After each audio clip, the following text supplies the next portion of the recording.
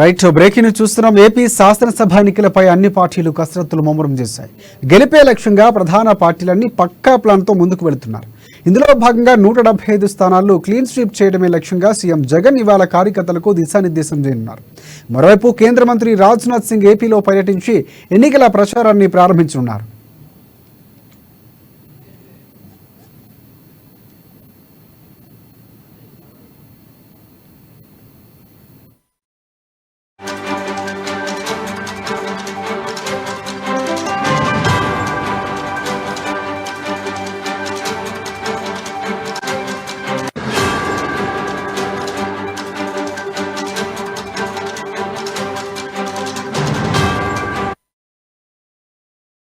రాష్ట్రంలో రానున్న సార్వత్రిక ఎన్నికల్లో 175కు 175 శాసనసభ, 25కు 25 లోక్సభ స్థానాల్లో గెలిపే లక్ష్యంగా వైఎస్ఆర్సీపీ అధ్యక్షులు సీఎం జగన్మోహన్ రెడ్డి మరో అడుగు వేస్తున్నారు.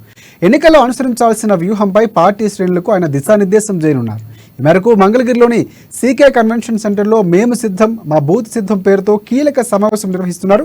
ఎమ్మెల్యేలు, నియోజకవర్గ సమన్వయకర్తలు, పార్టీ జిల్లా అధ్యక్షులు, ప్రాంతీయ సమన్వయకర్తలు, నియోజకవర్గ పరిశీలకులు, మండల పార్టీ అధ్యక్షులు, నియోజకవర్గ మండల జగనన్న సచివాలయ కన్వీనర్లు సహా 2700 మందికి పైగా నేతలను ఈ సమావేశానికి ఆహ్వానించారు.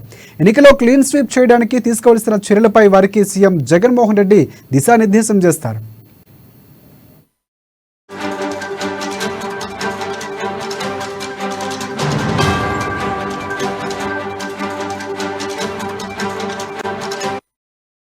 ఇక ఏపీలో బీజేపీ ఇవాళ ఎన్నికల ప్రచారానికి శంఖారం పూరించనుంది. ఏపీలో ఇప్పటికే అధికార వైసీపీతో పాటు ప్రతిపక్ష టీడీపీ జనసేన కూటమి అభ్యర్థులు ప్రకటిస్తూ ప్రచారానికి శ్రీకారం చుట్టాయి.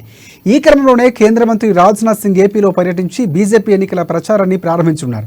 ఇవాళ రాజ్నాథ్ సింగ్ విశాఖ, విజయవాడ, ఏలూరులో పర్యటించున్నారు. మొదట విశాఖ చేరుకున్న ఆయన భారత్ రైజింగ్ పేరుతో జరగనున్న మేధావులతో సమావేశంలో పాల్గొంటారు. ఇక ఈ సమావేశానికి సుమారుగా 600 మంది హాజరయ్యేలా రాష్ట్ర బీజేపీ ఏర్పాట్లు చేసింది. అనంతరం తర్వాత విజయవాడలో జరగనున్న బీజేపీ కోర్ కమిటీ భేటీలో ఆయన పాల్గొంటారు. ఆ తర్వాత ఏలూరు వెళ్లనున్న రాజ్నాథ్ సింగ్ బీజేపీ కార్యకర్తల సమ్మేళనంలో పాల్గొంటారు. ఈ మేరకు రాష్ట్ర బీజేపీ నేతలు రాజ్నాథ్ పర్యటనకు సంబంధించి అన్ని ఏర్పాట్లు చేశారు. దీనిపై పూర్తి అప్డేట్స్ అందించేందుకు మా ఇన్పుట్ ఎడిటర్ శ్రీనివాస్ మనకి లైవ్లో సిద్ధంగా ఉన్నారు. ఎస్ శ్రీనివాస్, చెప్పండి, పూర్తి స్థాయిలో ఏపీలో రాజకీయం అంటేనే ఒక రకమైనటువంటి వాతావరణం మారుతూ ఉన్నటువంటి పరిస్థితి కనిపిస్తుంది. పూర్తిగా ఈసారి బీజేపీ కూడా ఫస్ట్ రాజ్నాథ్ సింగ్తో మొదలు కాబోతున్నటువంటి పరిస్థితి కనిపిస్తుంది. దీనికి సంబంధించి పూర్తి అప్డేట్స్ ఏంటి? ఏదైతే ఏపీ రాష్ట్ర రాజకీయాలన్నీ కూడా ఆసక్తికరంగా మారుతున్నాయి. పొత్తులు, ఎత్తులు, చిత్తులు, వ్యూహాలు, ప్రతివ్యూహాలు, ఇలా ప్రతిరోజు కూడా ఏదో ఒక రకంగా అక్కడ ఆసక్తికర రాజకీయ పరిణామాలు అయితే చోటు చేసుకుంటున్నాయి. ఇప్పటికే బీజేపీ జనసేన కూటమి తమ అభ్యర్థులను మొదటి జాబితా కింద ప్రకటించింది. అక్కడ పరిస్థితి ఎలా ఉందో చూస్తున్నాము. అక్కడైతే అసమ్మతి సెగలు రాజుకున్నాయి. తమకు సీట్ ఇవ్వలేదని చెప్పేసి ఆశావాహులు రోడ్డెక్కుతున్న పరిస్థితి, జనసేనలో కూడా అదే పరిస్థితి కనిపిస్తుంది. మరోవైపు చూసుకుంటే కనుక ఇటు బీజేపీకి సంబంధించి ఇక టీడీపీ జనసేన పొత్తులో ఉంటుందా లేదనేది ఇప్పటికీ కూడా క్లారిటీ రాలేదు. సో మొత్తానికి చూసుకుంటే కనుక ఏపీ రాష్ట్ర రాజకీయాలన్నీ కూడా ఒక ఆసక్తికరంగా సాగుతున్నాయని చెప్పొచ్చు. ఇక ముఖ్యంగా చూసుకుంటే కనుక ఈరోజు విజయవాడ వేదికగా ఒక వైపేమో అధికార వైసీపీ, మరొక వైపేమో బీజేపీ కోర్ కమిటీ సమావేశం జరగబోతుంది. ఇటు వైసీపీకి సంబంధించి మేము సిద్ధం మా బూత్ సిద్ధం అనే కార్యక్రమంతో పార్టీ ఎమ్మెల్యేలు, ఎంపీలు, సమన్వయకర్తలు, అదేవిధంగా ముఖ్య నేతలతో వైఎస్ జగన్మోహన్ రెడ్డి సమావేశం కానున్నారు. ఒక్కొక్కటిగా చూసుకుందాం. ఒకసారి ముందుగా చూసుకుంటే కనుక అధికార పార్టీకి సంబంధించి ఈరోజు మేము సిద్ధం మా బూత్ సిద్ధం కార్యక్రమంతో ముఖ్యమంత్రి వైఎస్ జగన్మోహన్ రెడ్డి అధ్యక్షతన ఈరోజు సమావేశం జరగబోతుంది. ప్రధానంగా చూసుకుంటే కనుక వైనాట్ 175 అనే కాన్సెప్ట్ ఏదైతే జగన్మోహన్ రెడ్డి పార్టీ కార్యకర్తలు, ఎమ్మెల్యేల ముందు ఒక లక్ష్యంగా పెట్టారో ఆ లక్ష్యాన్ని చేరువయ్యేందుకు అనుసరించాల్సిన వ్యూహాల మీదనే ప్రధానంగా ఇక్కడ చర్చ జరగబోతుంది. ముఖ్యమంత్రి జగన్మోహన్ రెడ్డి ఒక దిశానిర్దేశం చేయబోతున్నారు. ముఖ్యంగా ఏదైతే 175కు 175 స్థానాలు గెలవాలి అని ఖచ్చితమైన ఒక లక్ష్యంతోనే ఇప్పుడు ఈ సమావేశం జరగబోతుంది. మనం చూసాం మొన్నటి వరకు కూడా బీజేపీలకు వైసీపీకి సంబంధించి అభ్యర్థులను మార్చడం జరిగింది. అదేవిధంగా సిట్టింగ్ ఎమ్మెల్యేలను మార్చడం జరిగింది. కొత్తగా సమన్వయకర్తలను వేయడం జరిగింది.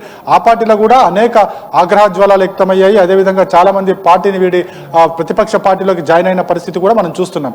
అయితే ఇవన్నీ కూడా జగన్మోహన్ రెడ్డి ముందుగానే ఊహించారు. ఖచ్చితంగా అభ్యర్థుల మార్పు, సిట్టింగ్ల మార్పు జరగకపోతే పార్టీకి నష్టం చేకూరుతుందన్న ఒకే ఒక అభిప్రాయంతో మొత్తం కూడా సిట్టింగ్లలో కొంతమందిని అయితే మార్చడం జరిగింది. ఆ తర్వాతనే ఈరోజు జరగబోయే ఏదైతే మేము సిద్ధం మా బూత్ సిద్ధం కార్యక్రమంలో ఖచ్చితంగా ఎమ్మెల్యేలు ఏ కార్యక్రమాలు చేపట్టాలి, ప్రజల దగ్గరికి ఏ విధంగా వెళ్ళాలి, అదే అదేవిధంగా ప్రతిపక్ష టీడీపీని కావచ్చు, జనసేన పార్టీలను కావచ్చు ఏ విధంగా ఎండగట్టాలి అన్న అంశం మీద ప్రధానంగా ఇక్కడ చర్చించబోతున్నారు. ఈ చర్చల వరకు డైరెక్షన్ కూడా ఇవ్వబోతున్నారు.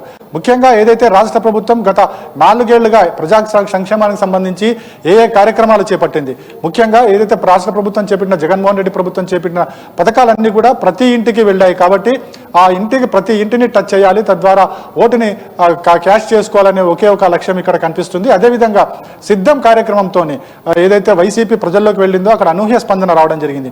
ఆ స్పందనను క్యాష్ చేసుకోవాలి, ఆ స్పందన అంతా కూడా ఓటు రూపంలో వైసీపీకి పడాలని చెప్పేసి కూడా జగన్మోహన్ రెడ్డి భావిస్తున్నారు. అదే దిశానిర్దేశం చేయబోతున్నారు.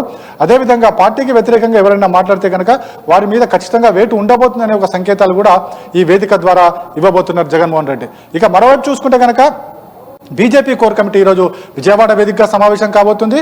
ఆ సమావేశంలో ప్రధానంగా ఇక్కడ కోర్ కమిటీలో ఇప్పుడు బీజేపీ టీడీపీతోని జత కడుతుందా లేదా అనేది కూడా చూడాల్సిన అవసరం ఉంది. ఎందుకంటే ముందు నుంచి కూడా బీజేపీ వేరుగా ఉంది, జనసేన టీడీపీ మాత్రమే పొత్తు కట్టాయి. బీజేపీ ఇంకా ఆ పొత్తులో చేరుతుందా లేదా అనేది ఇప్పటికీ కూడా క్లారిటీ లేదు.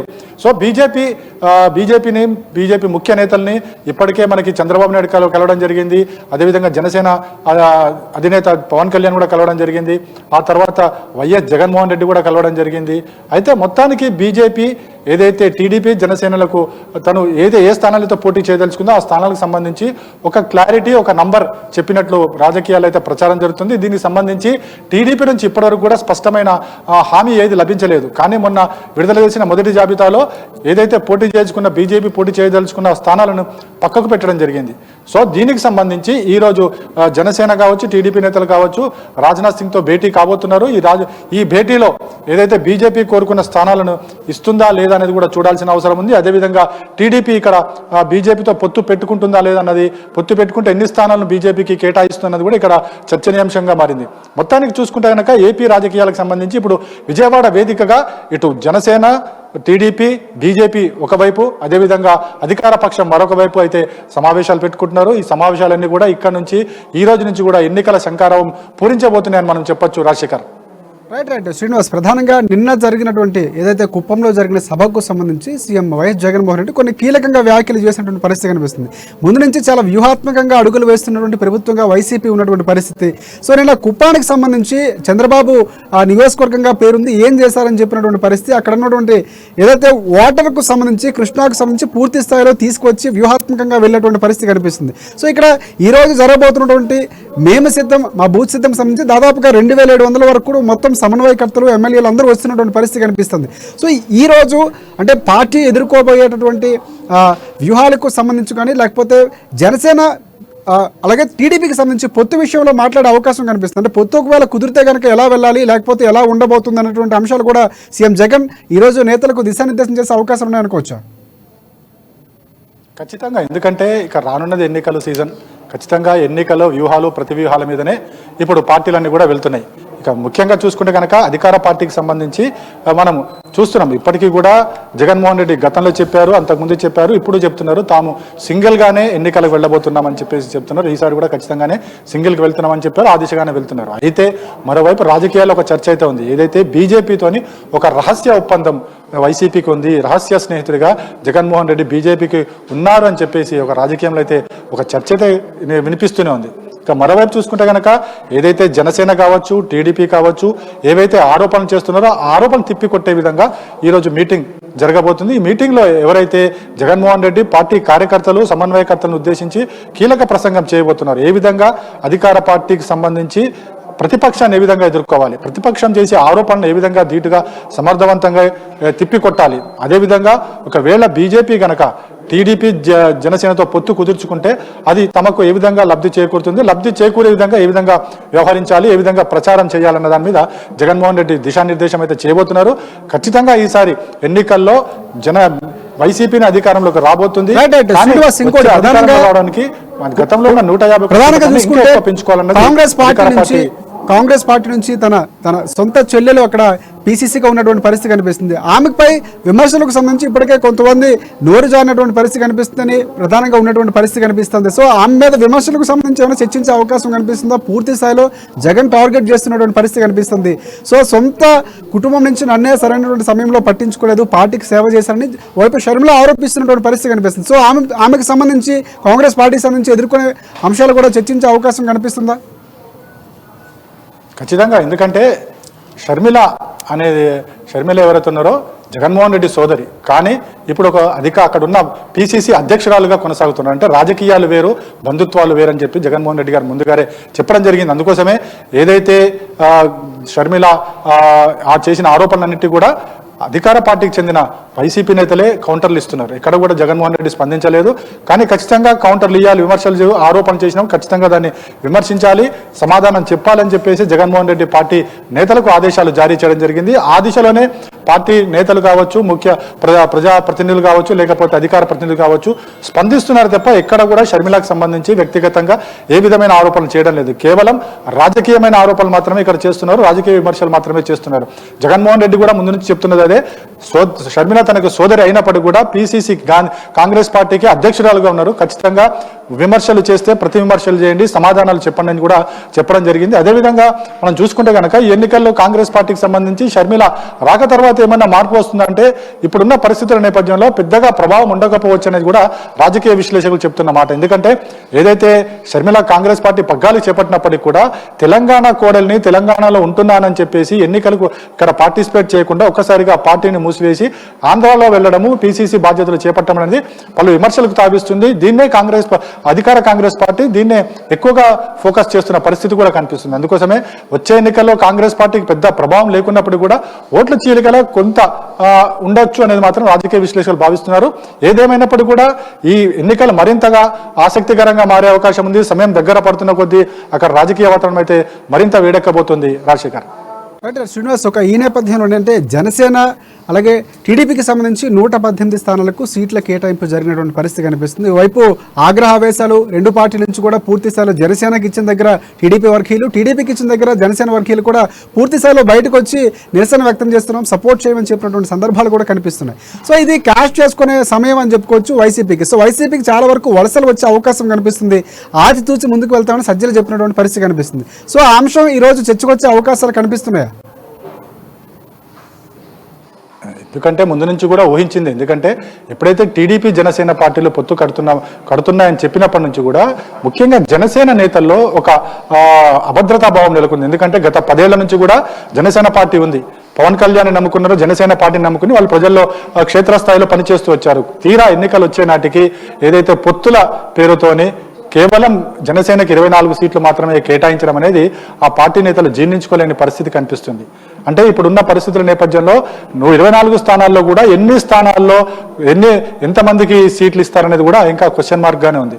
ఇలాంటి పరిస్థితుల నేపథ్యంలోనే మొన్న ప్రకటించిన తొలి జాబితాలో 99 మంది తొలి జాబితాలో కేవలం 5 మాత్రమే జనసేన పార్టీ నేతలు ఉన్నారు, 94 మంది టీడీపీ నేతలు ఉన్నారు.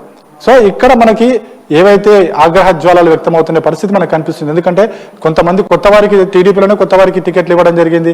అక్కడ ఎవరైతే ఆశావాహులు ఉన్నారో వాళ్ళు రోడ్డు ఎక్కడం జరిగింది, అసమ్మతి జ్వాలాలు రగులుకున్నాయి. అదేవిధంగా జనసేన ఏదైతే ఎక్కువ స్థానాల్లో పోటీ చేయాలనుకుంది కానీ 24 స్థానాలకే పరిమితమైంది, అక్కడ కూడా అసమ్మతి జ్వాలాలు నెలకొన్నాయి. సో మనకి మొత్తంగా క్షేత్రస్థాయిలో టీడీపీ జనసేనకు సంబంధించి చూసుకుంటే కనుక ఎవరు ఎక్కడ కూడా సపోర్ట్ చేసే పరిస్థితి అయితే ప్రస్తుతం అయితే కనిపించట్లేదు. అధినేతలు ఆదేశించినప్పటికీ కూడా క్షేత్రస్థాయిలో పనిచేయాల్సింది పార్టీ కార్యకర్తలు నేతలు కాబట్టి వాళ్ళు ఏ స్థాయిలో పనిచేస్తారో చూడాలి. కానీ ఈ రెండు పార్టీల మధ్య జరుగుతున్న ఏదైతే అసమ్మతి అవుతుందో ఖచ్చితంగా మరో పార్టీ అయితే దీన్ని క్యాష్ చేసుకునే అవకాశం ఖచ్చితంగా ఉంది. అందుకు ఇది అంతా కూడా అధికార పార్టీకి ప్లస్ అవుతుందని చెప్పేసి కూడా భావిస్తున్నారు. ఎందుకంటే ఎవరైతే అసమ్మతి రాజుకుందో వీళ్ళంతా కూడా నెక్స్ట్ ఎన్నికల నాటికి ఈ రెండు పార్టీలకు చేయకపోవచ్చు, అధికార పార్టీ వైసీపీ వైపు వెళ్లే అవకాశాలు ఉన్నాయని చెప్పేసి కూడా రాజకీయ విశ్లేషకులు చెప్తున్నారు. Rajasekhar. Right. Thanks for updates Srinivas.